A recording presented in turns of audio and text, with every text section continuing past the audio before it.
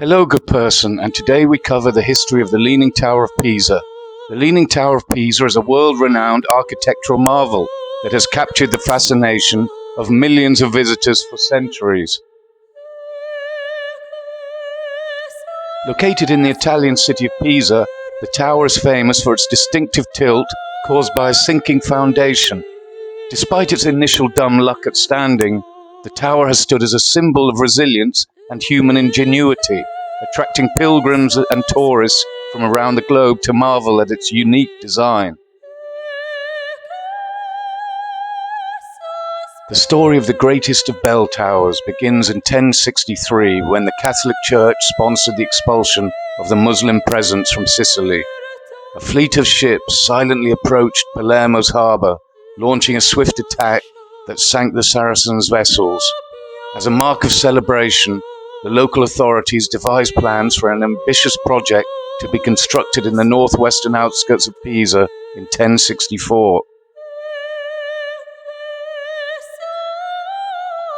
Holy Roman Emperor Henry IV, with the backing of the papacy, allowed 22 acres of land on the city's outskirts for Cathedral Square, called Piazza del Duomo. However, the construction of the complex would not be completed until the 19th century. The Pisans aimed to establish a unique pilgrimage destination, hoping to reinforce their military successes, and for centuries visitors from distant places flocked to the piazza to behold relics and seek remedies.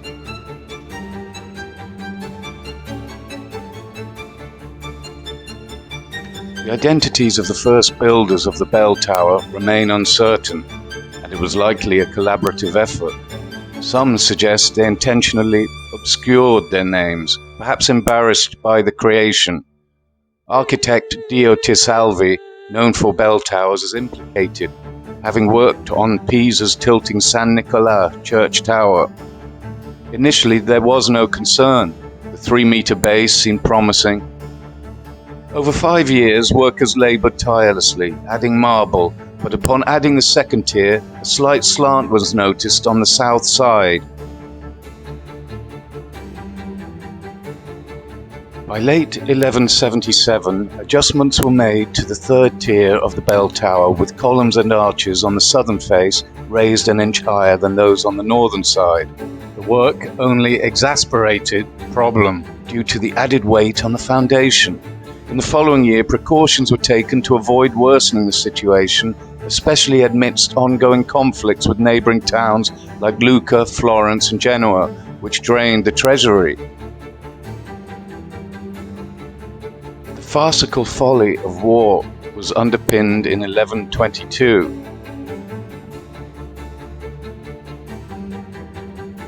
A 14-year war with Genoa erupted, sparked by a trivial dispute over a lapdog by a Roman Cardinal. The Roman Cardinal accidentally promised the handsome lapdog to dignitaries of both sides. The Florentines demanded restitution when the Pisans were granted ownership of the dog, and when the Pisans refused, they went to war, and they suffered 11,000 casualties. The war ended in a draw. Construction resumed in 1228. However, replicating the previous adjustments only worsened the lean. The second phase commenced with identical structures built in 1240, but with southern columns and arches now 2 inches taller than those on the northern side. So the war had delayed further building by more than 100 years. In 1234, local architect Beninato noticed the tower's tilt worsening rapidly, with the south side lagging up to 6 inches behind. Undaunted, he ordered the 5th tier's construction, extending arches on the south to match the north. Additionally, he had each tier's edges shaved, transforming the tower into a cylindrical structure to reduce pressure on the unstable foundation. However, this only worsened the tilt. Beninato withdrew from construction in 1260. William of Innsbruck then attempted to rectify the tilt by adding 2 more tiers, but failed.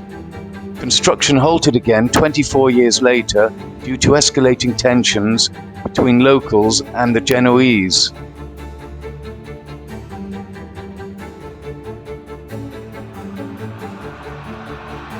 Battle of Meloria in 1284 resulted in the decimation of the Pisan fleets. Despite this setback, the city gradually recovered, and in 1298 authorities established the first official committee to analyze the soil beneath the tower's base and conduct experiments to rectify its lean. However, despite the efforts of scientists, architects and scholars, progress remained elusive. In 1350, Tommaso Pisano resumed work on the tower, marking the final phase of the project.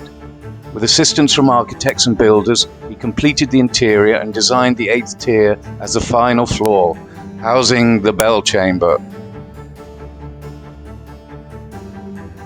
Remarkably, Tommaso accounted for the tower's tilt by adjusting the spiral stairwell and raising the walls on the southern side.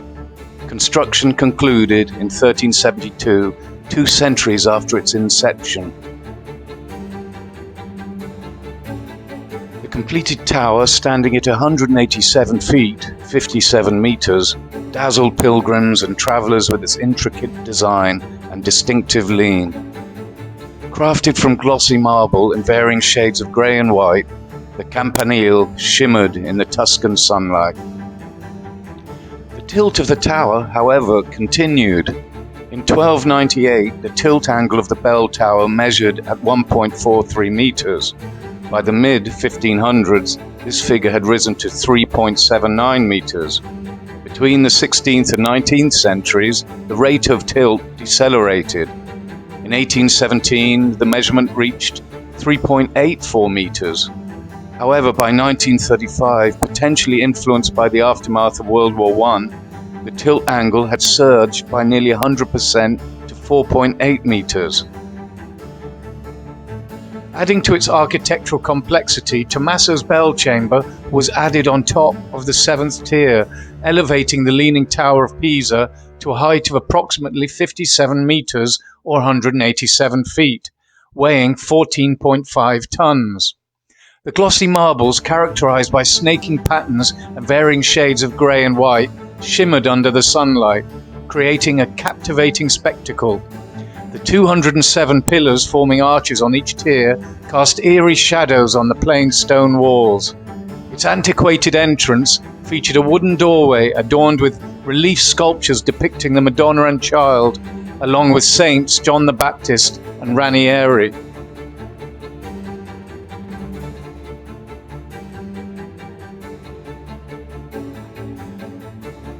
The initial level of the ground floor, though larger and broader, comprised only 15 marble arches, each spanning approximately 570 square feet from one end to the other. Adjacent to these arches, a facade adorned with quaint bell chambers held 16 arches. In a historical practice, authorities positioned a flagpole on top of the bell tower, where the official flag of Pisa was hoisted. This flag, a variation of the traditional design, featured a royal red backdrop with superimposed paws and crosses, embellished with flares, adding a distinctive touch to the tower's summit. The tower predominantly is made from white marble, with limestone also used. This combination of materials is believed to many to have contributed to the building's stability, potentially preventing its complete collapse.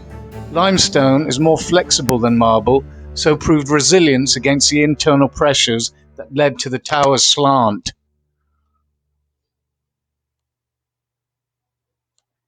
Materials for constructing the towers were sourced from various Mediterranean regions, such as North Africa, Greece and Turkey. Interestingly, the Leaning Tower of Pisa was constructed using recycled marble, with the abundance of this imported material making the purchase of local marble redundant. In 1990, the Italian government appointed a committee of 13 experts to come up with a plan to save the tower. The team was led by British engineering expert John Burland. Work completed in 2001 saw the tower straightened by 38 centimeters. In 1990, the engineers had to come up with a way to stop the tower collapsing. The team hit on a solution that would reduce the tower's inclination by about half a degree, reducing stress on the building's masonry and stabilizing its foundations. The method, known as soil extraction, saw engineers drill a number of inclined holes just beneath the north side of the foundation and removing small amounts from them in a controlled manner. While large steel cables pulled against the tilt, the weight of the tower crushed the new soilless cavities. The project team also found that the tower tilted more in winter, as the north side water table was higher than the south side when it rained. This lifted the north side even more. Engineers dug drains so the water could flow away into wells. The tower straightened itself by 38 centimeters after the work was done, and has continued to straighten since. It reopened to the public in 2001. Pisa Romanesque style is a variant of the Romanesque architectural style that developed in Pisa at the end of the 10th century, and which influenced a wide geographical area at the time when the city was a powerful maritime republic. The Leaning Tower of Pisa is not only renowned for its iconic tilt, but also its unique architectural features that showcase a fusion of various styles borrowed from the local areas. One notable aspect of the tower's design is the superposition of loggias, piers and arcading, which are characteristic elements of Lombard Romanesque architecture. These elements contribute to the tower's distinctive visual appeal and structural integrity, providing support while also adding ornamental detail. In terms of overall plans, the Leaning Tower of Pisa draws inspiration from Roman Christian architecture. The layout and proportions of the tower reflect the influence of Roman architectural principles while also incorporating Christian symbolism and motifs, particularly evident in the design of the cathedral nearby.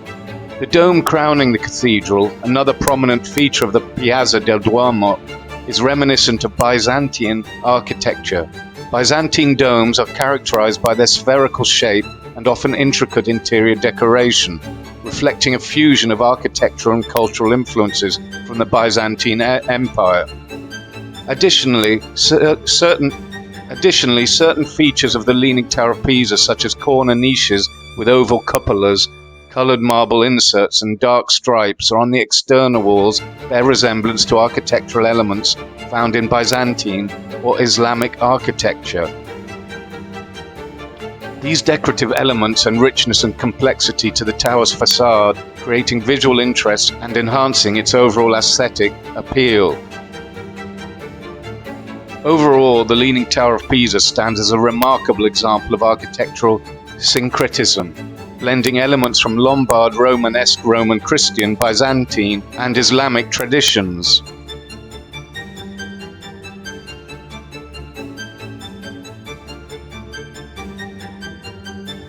An amazing true story occurred in World War II when American forces closed in on Nazi forces.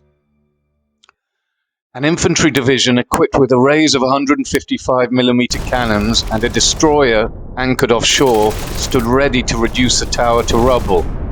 However, two factors intervened to halt this destructive course: a soldier's apprehension and the tower's captivating allure. The Leaning Tower of Pisa owes its survival to a young American soldier gripped by fear. As World War II neared its end amidst the marshy terrain enveloping Pisa, Weckstein, a 23-year-old GI, navigated through the challenging landscape towards the German-held Tuscan town. In a pivotal moment, Weckstein stood on the brink of issuing a fearful command. "This is Able George I. Fire!" A command that would have summoned an infantry division armed with 155mm cannons and a destroyer stationed offshore to obliterate the tower to rubble. Yet two forces intervened to prevent this irreversible act: Weckstein's apprehension and the tower's captivating beauty. Decades later, at the age of 79, Weckstein has chosen to unveil his remarkable tale for the first time within the pages of a book. Unlike Joseph Heller's renowned work Catch-22, which delves into themes of madness and mortality, Weckstein's narrative is driven by a different force, one of awe, inspiring beauty, prevailing against insurmountable odds. The Germans were winning the Battle of Pisa, thanks to the great vantage point, namely the Tower of Pisa. He tried to will himself to open fire on the tower, to give the command, but he was captivated by the tower and could not do it. The generals later agreed to spare the tower. Later he would say he knew the Germans were inside, but just couldn't do it. As ever, grazie for watching.